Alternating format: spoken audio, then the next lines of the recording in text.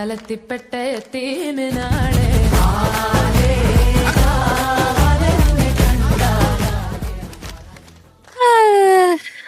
അമീറേ, എന്റെ ബുദ്ധി തന്നെ സമ്മതിച്ചടാ.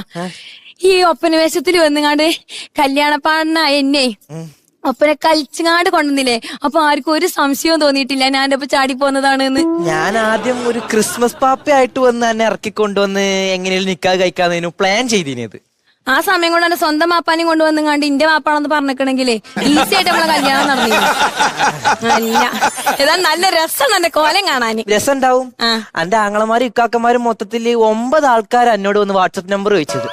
അടച്ച റബ്ബേ, ഇന്റെ എളാപ്പ പറഞ്ഞോളെ കൈ തല്ലി ഒടിച്ചു. ഈ പറഞ്ഞ എളാപ്പയാണ് ആദ്യം നമ്പർ ചോദിച്ചതും കൂടെ ഇൻസ്റ്റാഗ്രാം ഐഡിയും ചോദിച്ചു. എന്നിട്ട് ഞാൻ തിരിഞ്ഞു നടന്നപ്പോ എന്നോട് പറയാ മിസ് യുടി മോളൂസേന്ന്. Best family. അതല്ല, എന്റെ സന്ദീപ് വണ്ടിയും കൊണ്ട് വരാ പറഞ്ഞിട്ട് എവിടെ? അത് ഞാനും നോക്കണത്. അതല്ല, അത് വിളിച്ചു നോക്കണ്ടേ? വിളിച്ചു. ഓൻ പരിധിക്ക് പുറത്താ.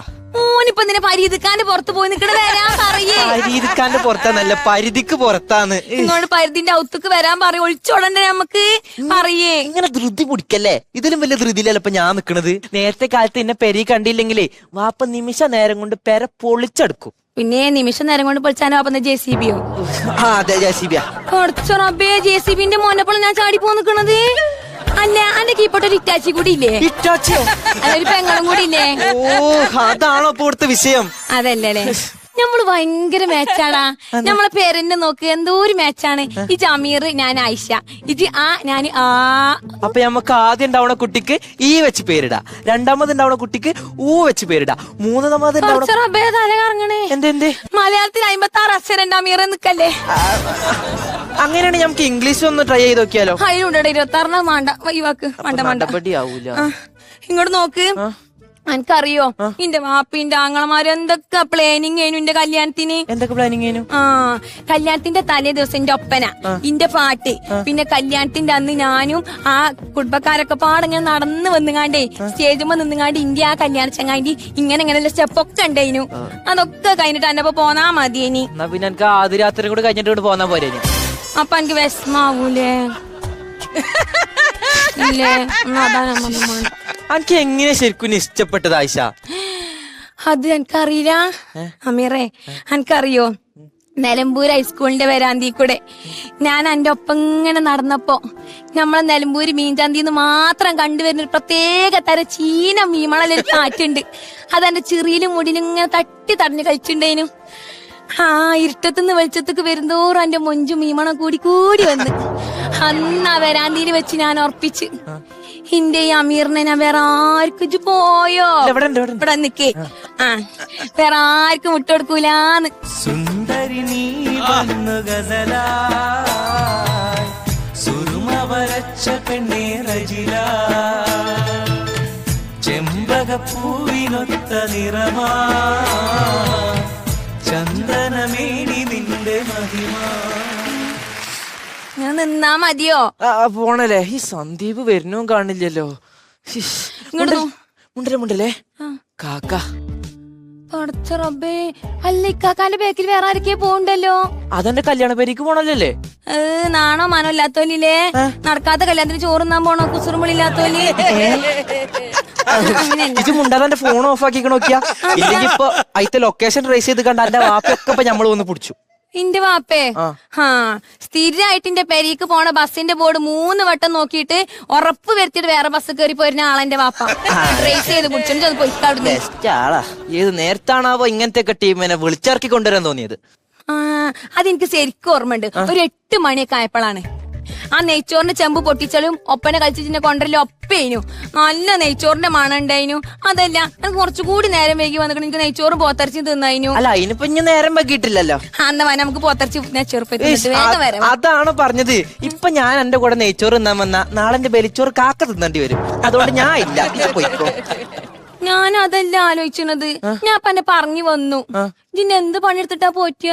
ആയിഷ, ആകാശം നമുക്ക് വേണ്ടി പന്തലൊരുക്കും, നക്ഷത്രങ്ങൾ നമുക്ക് വേണ്ടി തോരണം തൂക്കും, കോടമഞ്ഞ് നമുക്ക് വേണ്ടി കൂടാരം തീർക്കും. ശരിക്കും പറഞ്ഞ വേലയും കൂലിയൊന്നും ഇല്ലാന്ന്. അതല്ല, ഞാൻ നാളെ തൊട്ട് പണിക്ക് പോകാം ആയിഷ. എന്നാ അന്ന് കാക്ക മലന്ന് പറക്കും ചെയ്തു. അങ്ങനെയാണെങ്കിൽ ഞാൻ പണിക്ക് പോണില്ല ആയിഷ. എന്താ വെറുതെ ഒരു കാക്കാനെ കൊണ്ട് അത്ര റിസ്ക് എടുപ്പിക്കണ്ടല്ലോ. ബെസ്റ്റ് പണിക്കോകാതെ ഓരോ ഞൊണ്ടിനായം പറഞ്ഞു വന്നോളൂ ഇനി. ഈ സന്ദീപ് എന്താ വരാത്തത്? കൂട്ടുകാരന്മാരെ വാക്ക് വിശ്വസിക്കരുത് എന്ന് വാപ്പ പണ്ട് തൊട്ടേ പറയണതാണ്. ശരിയല്ല അമീറജ് പറഞ്ഞത്. എന്റെ വാപ്പിയമ്മ അങ്ങനെയൊക്കെ പറയലുണ്ട്. ഒന്നും പറയാതെ കേൾക്കാതെ വന്നിട്ട് ഞാൻ നട്ടപ്പാതിരാക്ക് നിക്കണോക്ക്. അല്ല അനക്ക് അങ്ങനെ ഒരു തോന്നലുണ്ടോ? എനിക്ക് അങ്ങനെ തോന്നുന്നുണ്ട്. പോരണ്ടില്ല ഇനിന്ന്. എന്നാ ഞാൻ എന്നെ നിർബന്ധിക്കണില്ല ആയിഷ. അന്റെ എപ്പിമ്മ വിചാരിച്ച മാതിരി അന്റെ കല്യാണം അന്റെ പേരിലും വെച്ച് നടക്കും. ഇന്റെ എപ്പിമ്മ വിചാരിച്ച മാതിരി ഇന്റെ കല്യാണം ഇന്റെ പേരിലും വെച്ച് നടക്കും. ആണോ? അപ്പൊ നമുക്ക് ഇനി തിരിച്ചു പോകല്ലോ എന്നാല്? അല്ല നമ്മളെങ്ങനെ അങ്ങനെ പോകുക? നമ്മളെങ്ങനെ ഇങ്ങോട്ട് വന്നത്? ഒപ്പം അയച്ചുകാണ്ടല്ലേ? അതേമാതിരി അങ്ങോട്ടും പോവും. എന്നാ പോരുവാ. തുറക്കിനാവിന്റെ കഥക തുറക്കുന്ന മതിഭ്രമദായനി പരിമളഗാത്രേ.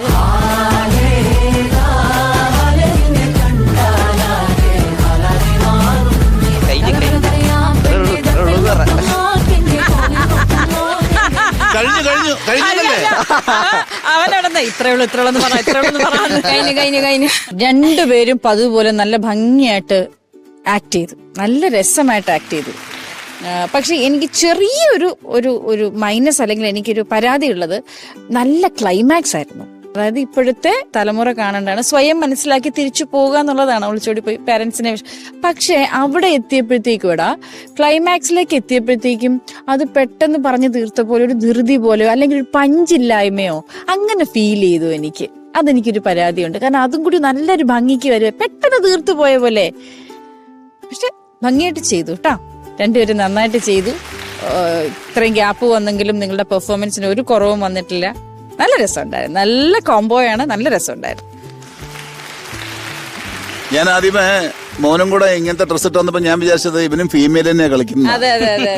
പക്ഷെ അവിടെ നിന്നൊക്കെ നമ്മുടെ ചിന്തയെ മാറ്റിയിട്ട് അത് അങ്ങനെയല്ല, ഇങ്ങനെ പയ്യൻ തന്നെ പോയിട്ട് ഇതിനകത്ത് വേഷം മാറി പെണ്ണിനെയും കൊണ്ട് വരുന്നു എന്ന് പറയുന്നതൊക്കെ നല്ല രസമുള്ള ഏരിയ ആണ്. അതുപോലെ നിങ്ങളുടെ ആ പെർഫോമൻസ് ഈ പറഞ്ഞ പോലെ കണ്ടിരിക്കാൻ നല്ല രസമാണ്. നിങ്ങളുടെ ആ സംസാരം, ആ രീതികള്, അതിൽ തന്നെ നമുക്ക് എപ്പോഴും ഒരു ചിരി ഇങ്ങനെ കിടക്കും.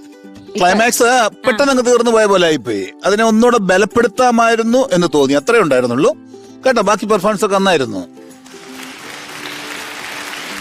നിങ്ങൾ രണ്ടുപേരുടെയും ഒരു പ്രണയകഥയുണ്ട് ഇതില്, നല്ലൊരു പ്രണയകഥയുണ്ട്. കാരണം ഒരു കല്യാണ പെണ്ണിനെ പുറത്തേക്ക് ചാടി കല്യാണത്തിന്റെ തലേ ദിവസം ചാടിക്കണമെന്നുണ്ടെങ്കിൽ നിങ്ങൾ തമ്മിൽ അത്ര അഗാധമായ പ്രണയമുണ്ട്. അത് ബേസ് ചെയ്തിട്ട് ക്ലൈമാക്സിലേക്ക് അവിടം വരെ കറക്റ്റാ. ഏത് രണ്ടുപേരും നമ്മുടെ അച്ഛനമ്മയ്ക്കും വേണ്ടിയിട്ട് നമുക്ക് വീട്ടിലേക്ക് പോകാം. നിങ്ങളെ പിരിയൂലേ? പിരിയുമ്പോ ജസ്റ്റ് ആ പ്രണയത്തിന്റെ ഒരു നൊമ്പരം നിങ്ങളെ കാണിച്ചിരുന്നെങ്കിൽ ഞങ്ങളുടെ കണ്ണും നിറഞ്ഞാനെ കൈയടി വീണേനെ.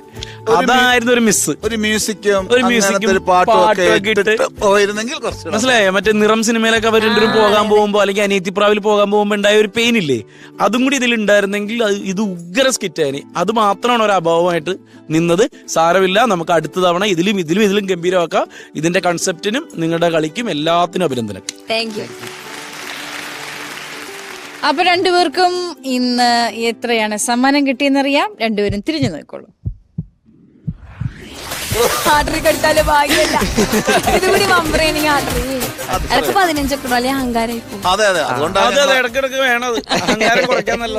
നാവിന്റെ കഥക തുറക്കുന്ന മതിഭ്രമദായനി പരിമളഗാത്രേ.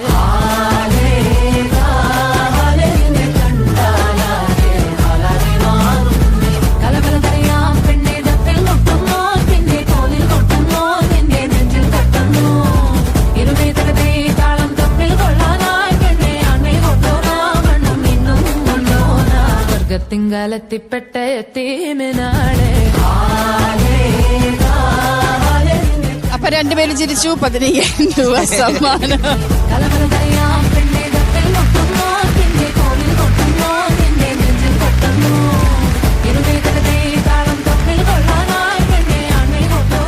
അടുത്ത പ്രാവശ്യം പൂർവാധിക ശക്തിയോടുകൂടി ഗോൾഡ് മെമ്പർ തന്നെ അടിക്കണം. Okay, bye bye.